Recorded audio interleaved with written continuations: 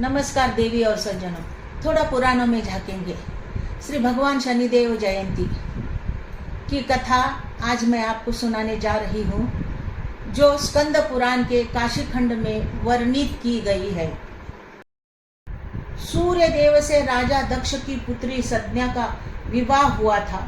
सूर्य देव से उन्हें यमराज और यमुना ऐसी 2 संतानें हुई थी। वास्तव में सूर्य देव का प्रचंड तेज वह सहन नहीं कर पाती थी, इसलिए सज्ञा ने तपोबल से स्वयं की प्रतिकृति यानी कि उसकी छाया निर्मित की। छाया सूर्यदेव के पास जाकर सज्ञा के रूप में ही रहने लगे और इधर सज्ञा तप करने के लिए जंगल चली गई। आगे चलकर इस छाया को सूर्य देव से शनिदेव और भद्रा ऐसी संतानें हुई। वैशाख अमावस्या को जब शनिदेव का जन्म हुआ, तब पुत्र जन्म का समाचार सुनकर सूर्य देव अपने रथ से पुत्र का मुख देखने के लिए आए। तब शनिदेव का रंग काला होने के कारण सूर्य देव ने शनिदेव का उपहास किया। वे बोले, मैं इतना तेजस्वी हूँ और मेरा पुत्र इतना काला कैसे हो गया। अपनी माता पर संदेह करने के कारण शनिदेव को सूर्य देव पर अत्यंत क्रोध आया और उन्होंने सूर्य की ओर वक्र दृष्टि से देखा।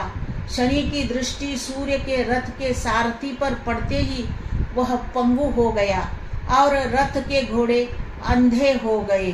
फिर देवताओं ने समझौता करवाया। उसके बाद शनि ने कृपा दृष्टि से देखा तो सूर्य के रथ का सारथी और रथ के घोड़े पूर्ववत हो गए, किंतु तभी से शनिदेव और सूर्यदेव का शत्रुत्व आरंभ हो गया। आगे चलकर छाया बच्चों के साथ भेदभाव से व्यवहार करने लगी। यम और यमुना के साथ सौतेलापन करने लगी। जब यह सूर्य को पता चला तो वे क्रोधित होकर छाया से बोले, अपने बच्चों के साथ कोई भेदभाव जैसा व्यवहार करता है, ये उचित नहीं है। फिर भी छाया के व्यवहार में कोई अंतर नहीं आया।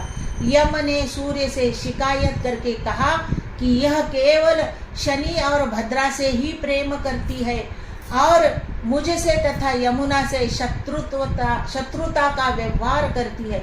इसी दौरान सूर्य देव को छाया के बारे में पूरी सच्चाई पता चल चुकी थी। यम ने शिकायत की। यह पता चलते ही छाया ने यम को तू प्रेतों का राजा बनेगा ऐसा शाप दिया।